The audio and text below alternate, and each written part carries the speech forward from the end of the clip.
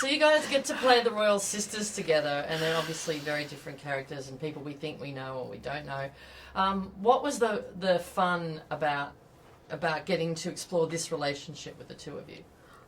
It's fun to play purely from an actor's point of view. I get to work with, another great actor. So I said another great. That makes me sound like a total. It's not what I meant. Oh, I said that's not what I meant. Start again.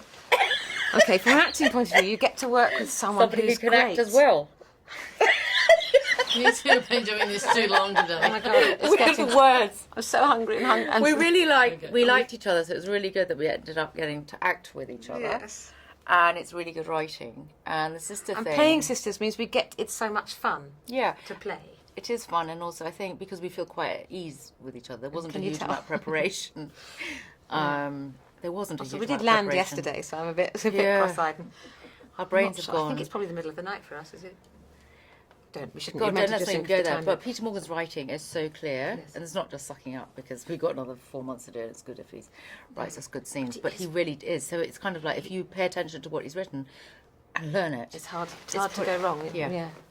So outside England, there's probably a lot of people around the world who don't know as much about these episodes that we see and the things that happen in their lives. Could you just give us a little thumbnail sketch of where each of your characters are at when we meet them in the third season? Oh, I've got to remember. And It was so some long of the ago. We filmed highlights it. maybe that people can get excited about.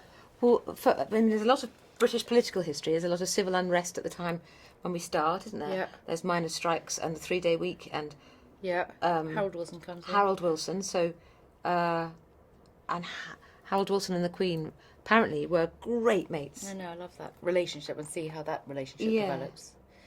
And in the my marriage, Yes, you're Margaret having a bit of a married, shocker. and it with Snowdon, you see quite a lot. Episode 2 and episode 10 is about basically the breakdown of that marriage.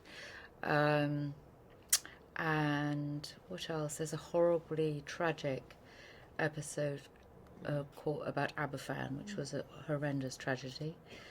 Charles has Charles his is investiture introduced. into the Yes, you see That's- Josh O'Connor. 3, isn't it? Yes. That's Because we're doing 4 now, and I keep getting in a muddle with. and what Anne, decades they're where we are. introduced, so the next generation are Oh, yes. introduced. You got the moon landing too, so it's a real thing of like a bit of history, and then seeing how that impacts on the personal. That scale of going from public, big to tiny and intimate. And the interesting dynamics where you really get to see this season that maybe the other sister would have been a better queen, or I don't know how you guys feel about that, having played them. If she wouldn't have been better. I don't think she would have been better. I think it wasn't. She It's might not have as been. simplified. No, I think she, on some level, she might have not found it quite. I think on really broad strokes, and also the different times of their lives. But Margaret was an extrovert, and Elizabeth was an introvert at the beginning of That's her what life. an unwilling leader is. Yes, it's actually quite wise. Best one, isn't it? Really, I suppose. And I don't think they're not allowed. It's not like they've got a huge amount of scope, both of them. I think Margaret was just somebody being number 2, whoever. She wasn't necessarily going to be a better, but she just wanted more to do. I think there was. I don't think That's the necessarily, story but we're that's a story we're telling, not the reality. Yeah. And just how do you define your role if you don't have one?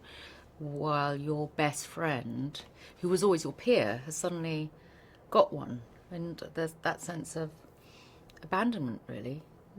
Not being able to do, what we're lucky. We can all, hopefully, you can have a dream and work towards it, and maybe try and get the job that you really want to do, whatever that is. And create your own life, And up to a degree. But to not be able to do that is, they'll I think when they're young, before they have to make their sort of commitment into the public life, they can do a little bit of what they want, but then it's all predetermined. yeah. So Margaret probably, I don't know this, I should ask actually. Ask one of the researchers. I suppose she wouldn't be allowed to have a normal job. Or maybe She wasn't would. allowed. I think she would be allowed to do more now, but then that's I think changed. there was a lot of a lack of luck as to when she was born. I think she would have been entirely happier if she was born now. And for instance, she would have married Townsend. I mean, I don't Yeah, think necessarily or that that would have she been the wasn't wise decision, because I think she was probably too young at that point to make the best choice for herself. And I think Townsend was wrapped up, this is my take, but Townsend was wrapped up with the father's loss and the fact that she lost you, because it was at the coronation that she started, that was all picked up. And I think she lost her best friend, the sister, and then transferred all her attention to the equerry, who was her father's favourite. Anyway, I've got all my theories. She's off on one. But, what was the question?